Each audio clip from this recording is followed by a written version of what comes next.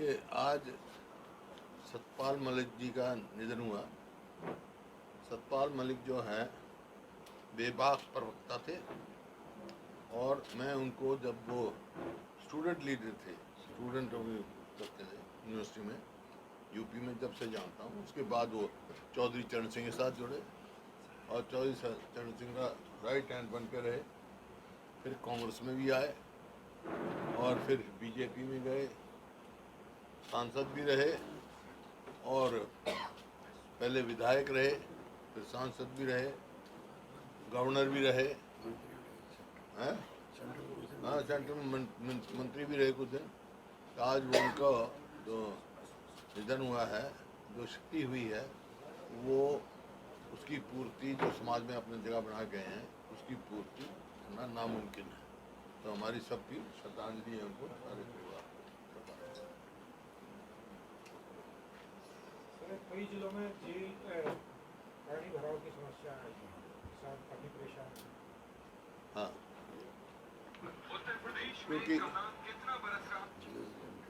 क्योंकि शहरों में और गांव में तो हजारों एकड़ जो है हेक्टर्स फसल बर्बाद होगी। उसकी तरफ जिस तरह से तुरंत सर्वे करा के और उनका गिरदावरी करा के कम से कम 50,000 रुपये एकड़ उनको अनुदान का देना चाहिए, कंपनसेशन का देना चाहिए। क्योंकि वो फसल तो ये भी गई, अगली भी मुश्किल है। वो दो फसल का किसान को नुकसान हुआ। और शहरों में तो सीवरेज साफ नहीं करेंगे, सफाई के आप देख रहे जगह जगह गंदगी के ढेर पड़े हैं, ऐसा पहले हमने कभी नहीं देखा। सफाई का ठेका देते हैं लेकिन सफाई नहीं होती। ये आप देख रहे हैं, भिवानी गया मैं, भिवानी में भी यही हाल था। और भिवानी में एक ड्रेन बनाई थी, ड्रेन की सफाई नहीं करी।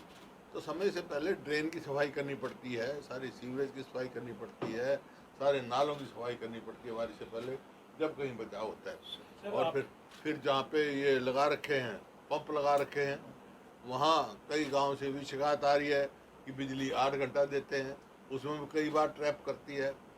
बिजली वहाँ 24 घंटे देनी चाहिए ताकि पानी की निकासी हो।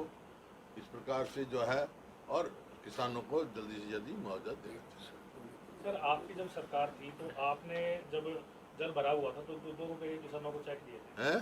जब आपकी सरकार थी तो आपने झज्जर जिले में किसानों को 2-2 रुपए की चेक दिए थे। इन्हें दिए नहीं। वो तो पर एकड़ के हिसाब से था, उस टाइम के हिसाब से था।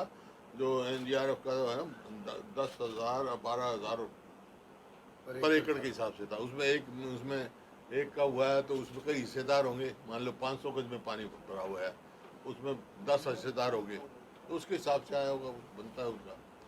लेकिन पर एकड़ के हिसाब से मैं बता रहा हूँ, पूरा मुआवजा देते थे और उसी के हिसाब से। ये आप किसी से वो कह रहे हो इनका देखो ना, और ये तो 2 रुपए के दिखाएगा तो सबूत मेरे को दिखाएगा। सवाल पूछा, दिखाओ सबूत। बिल्कुल दिखाएंगे सर, दिखाओ, मैं भेज दूंगा आपको सर। भेज क्यों? फिर सवाल पूछने से लेकर आया कर भाई। पूछ रहा था, तुम 100 सवाल पूछ रहे हो तो मैं तो एक ही सवाल पूछ रहा हूँ तेरे से, मेरे को सबूत दे। अच्छा सर, ये समस्या वर्षों से चली आ रही है। कुछ इलाकों में तो हर साल पानी बढ़ता है और हर साल यही हालात होते हैं। जैसे महम का इलाका है, हर साल पानी बढ़ता है, तो क्या इसका कोई समाधान? नहीं, महम के इलाके में हर साल नहीं बढ़ता। महम के इलाके में पानी जब आता है जब ड्रेन की सफाई ना हो, ड्रेन जो बनाई है उनका वो ना हो, जब बढ़ता बारिश का पानी तो आता है, ऊपर से पानी आता है, लेकिन ड्रेनेज ठीक हो तो उससे निकल जाता है, नुकसान से बच जाते हैं।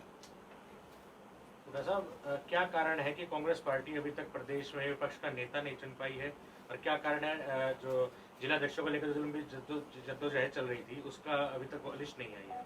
क्या कारण है कि बीजेपी अब तक अपना राष्ट्रीय अध्यक्ष नहीं चुन पाई? 2 साल से। बताओ कारण, मेरे से पूछ गया, तू बताओ कारण। कांग्रेस का संगठन विपक्ष का नेता तो बन जाना चाहिए था साहब, जल्दी 2 सेशन जा चुके हैं ना, जल्दी बनेगा। स्वच्छता में रोहतक को 25वां स्थान मिला था देश का।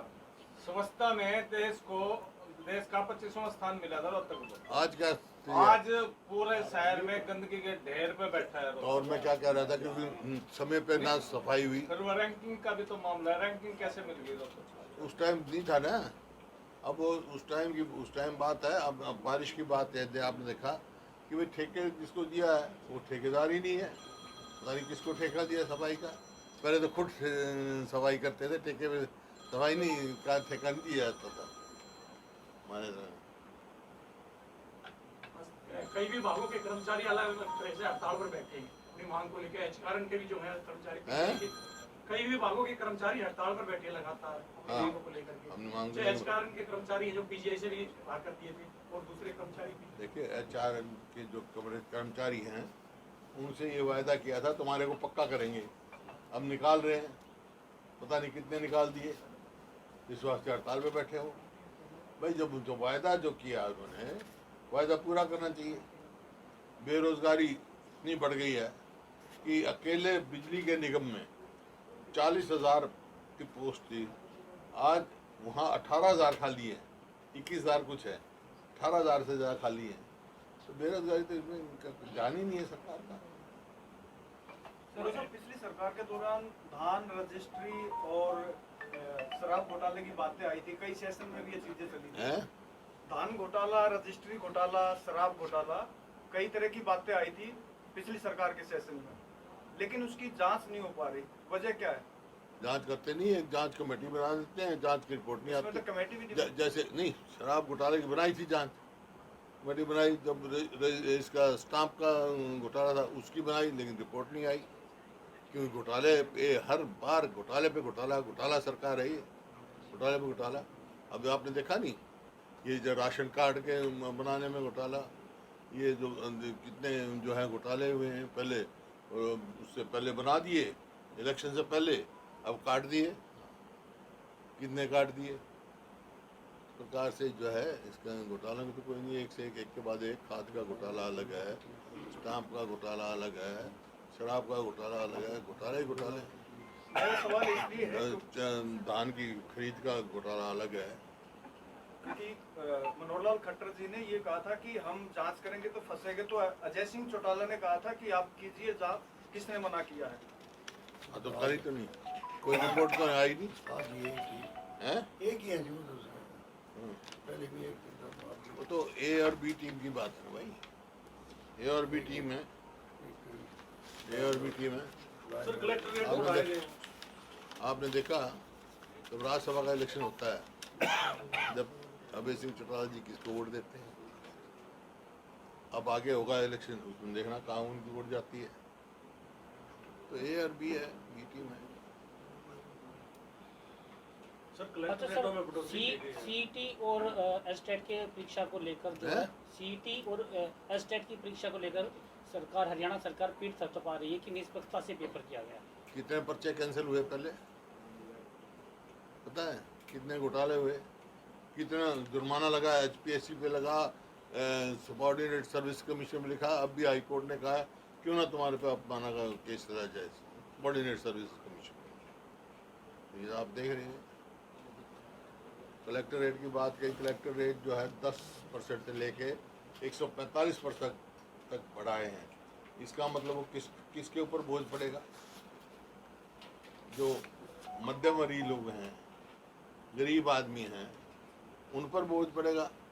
पहले तो जब ये पहले हुड्डा था, अब इन्होंने शहरी विकास का HS लगा रखा है नाम, क्योंकि हुड्डा में तो उनको थोड़ा एतराज़ था। वहाँ असेंबली में मैंने कहा था, वो कहना जी इस वास्ते हम हटा रहे हैं क्योंकि सब सोचते हैं हुड्डा कहेंगे। मैं कहा वो HUDA है, मैं HOOD हूँ, वो हरियाणा अर्बन डेवलपमेंट अथॉरिटी है, HOOD Haryana overall development authority है। तो हुड्डा में फ़र्क समझो तो ये हुआ। तो पहले जब उसका बनाया कांग्रेस की सरकार के समय बना था, पहले इस जैसे बनाया था कि गरीब आदमी को, मध्यवर्गीय लोगों को प्लॉट मिल जाए, और प्लॉट जो है लॉटरी से निकाले जाते थे ताकि ठीक टाइम में हर आदमी अफोर्डेबल वो करके खरीद सके। अब वो भी बंद कर दिया। पहले ऑक्शन करते हैं, ऑक्शन भी फेज में, एक सेक्टर में मान लो 50 प्लॉट इन्होंने करने हैं, तो एक बार 6-7 प्लॉट वो करेंगे ताकि प्रॉपर्टी डीलर में मौजूद है। तो गरीब आदमी, मध्य वर्गीय का लोग तो वो ले ही नहीं सकते। अब जो इन्होंने स्कीम चला रखी है दीनदयाल जी के नाम से, उसमें थोड़ा बहुत लोग ले लेते थे, अब कलेक्ट्रेट में उनसे ज़्यादा हो जाए, उनको भी बहुत कोई भी नहीं ले सकते। तो ये सब जो है दिक्कत गरीब आदमी पर और मध्यवर्गीय लोगों पर है। सरकार की ये दलील है HSBP और HSADC दोनों घाटे में है, इसलिए ये प्रक्रिया अपनाई गई है। घाटे में क्यों है? घाटे में कैसे हैं? क्योंकि विकास कोई डेवलप ही नहीं किया है इन्होंने सेक्टर, कोई मतलब IMT नहीं बनाई इन्होंने, कोई नई IMT नहीं बनाई। जो IMT बनी हुई है उनमें उद्योग नहीं लाए। अब घाटे में तो सरकार हर चीज जाएगी। कितनी 80-90 तो चावल मिल जो है माइग्रेट कर चुकी है यहाँ से, इनकी वजह से, क्योंकि बिजली के रेट बहुत बढ़ा दिए। यमुनानगर में प्लाईवुड की इंडस्ट्री जा रही है यूपी में, बिजली के रेट बढ़ा दिए। तो सरकार तो घाटे में जाएगी, क्यों घाटे में ही जाएगी कि कोई उस तरफ ध्यान ही नहीं है। जो हरियाणा प्रति व्यक्ति आय, प्रति व्यक्ति निवेश में नंबर 1 था, आज कौन सा नंबर है हरियाणा का? फिसल गया अपनी जगह से। आज बेरोजगारी में नंबर 1 है, आज कानून व्यवस्था जो है अपराध में नंबर 1 है। ये तो क्राइम रिपोर्ट देख लो आप, बड़ी तेजी से जो है अपराध बढ़ रहा है, महिलाओं के खिलाफ, दलितों के खिलाफ। हरियाणा बहुत ऊपर है। अब रोज आप देख रहे कभी हैं? फिरौतियाँ रोज मांगी हाँ, रोज फिरौतियाँ मांग रही, रोज कत्लेआम। कल वहाँ गुड़गांव में मर्डर हुआ, जींद में हो गया, कभी कहीं हो गया खुलेआम। ऐसा लगता है जैसे हरियाणा में कानून व्यवस्था नाम की चीज ही कोई नहीं है। तो हर हरियाणवी अपने आप को असुरक्षित महसूस कर रहा है। तो इसको चुस्त दुरुस्त करनी चाहिए। साहब आपने फसल के नुकसान की बात की, हैं? फसल के नुकसान की बात की। हाँ, तो कई किसान ऐसे हैं जिन्होंने प्रधानमंत्री फसल बीमा योजना में अपना इंश्योरेंस करा रखा है फसलों का, लेकिन उनको भी मुआवजा नहीं मिल पाता। नहीं मिल रहा, मैं बता रहा हूँ। क्लेम्स जो है बहुत सारे पेंडिंग पड़े हैं। उनको मुआवजा नहीं मिल रहा। उनके पेंडिंग क्या है, प्रीमियम ज़्यादा जा रहा है, मुआवजा बहुत कम बांटा जा रहा है। ये तो उनकी फसल बीमा योजना है ना, वो तो उनकी कमाई का साधन है, किसानों की मदद का साधन नहीं है। अब इसी तरह जैसे इनकी सारी स्कीमें, आयुष्मान स्कीम चलाई है, अब वो तो 7 तारीख का नोटिस दे दिया डॉक्टर ने, 650 करोड़ रुपया उनका बकाया है। तो कौन इलाज करेगा भाई गरीब आदमी का? आयुष्मान योजना का क्या फ़ायदा होगा? तो ये हर उस पे ये सरकार बिल्कुल विफल सरकार है। चाहे वो हेल्थ है, चाहे एजुकेशन है। एजुकेशन में जितनी पोस्टें हैं यूनिवर्सिटीज़ की, 50% खाली पड़ी है, 50%। बहुत सारे डिपार्टमेंट बंद हो रहे हैं।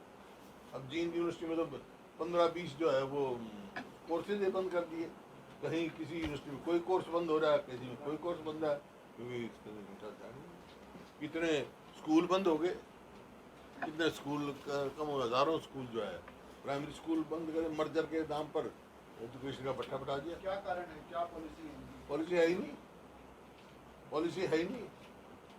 पॉलिसी तो 4 वाक की नीति पे चल रहे हैं। ये 4 वाक की नीति पे चल रहे हैं। 4 वाक कहता था कर्जा लो, घी पियो, मरने के बाद कोई नहीं पूछेगा। कर्जा ले रहे हैं, स्टेट को कर्जे में डुबा दिया, अपने मौज ले रहे हैं। सर, आपने यूनिवर्सिटी की बात करी, MD यूनिवर्सिटी में बहुत सारी भर्तियां जो है गैर कानूनी तरीके से अंदर खाते की गई हैं। तो ऐसे मामले में क्या आप लोग जांच की मांग करेंगे? करे, पहले उठा ना सवाल एग्जाम पे, MBBS के एग्जाम पे उठ गया भाई, एडमिशन पे उठ गया। विधानसभा में लेके जाएंगे इसमें? हाँ, विधानसभा में बहुत मुद्दे हैं, कानून व्यवस्था है, बेरोजगारी है, सारे मुद्दे हैं। ये कर्जा बढ़ रहा है।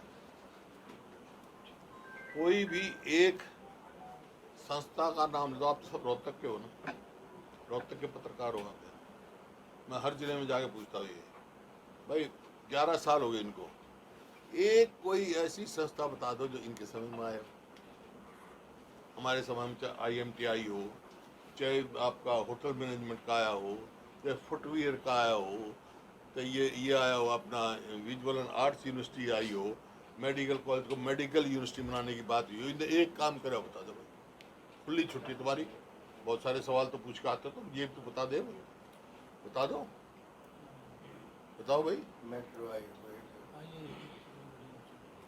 मेट्रो देखो हरियाणा की मतलब यहाँ की बात करो ना, हैं? IIM आया यहाँ, इन्हें एक ला दो भाई, एक बात बता दो, ठीक है हैं? एक बात बता दो, पूरे तारीख देख लो, एक मेट्रो का खंभा काटा हो इन्हें, जबकि हमारे समय में कितने किलोमीटर मेट्रो गई सब फिर सत्ता में कैसे आ गई है? है? सत्ता में कैसे आ गई?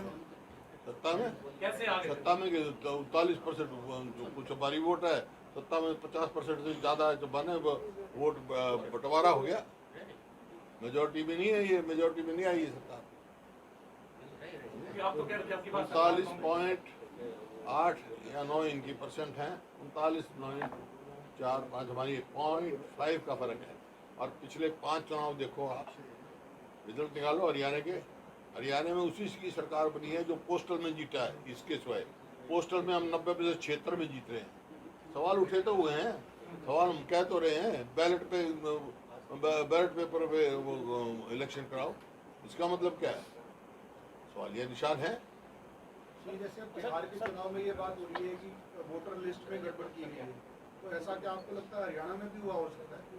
हरियाणा में जब देखो, जिस दिन इलेक्शन हुआ शाम को कुछ परसेंटेज बता दी,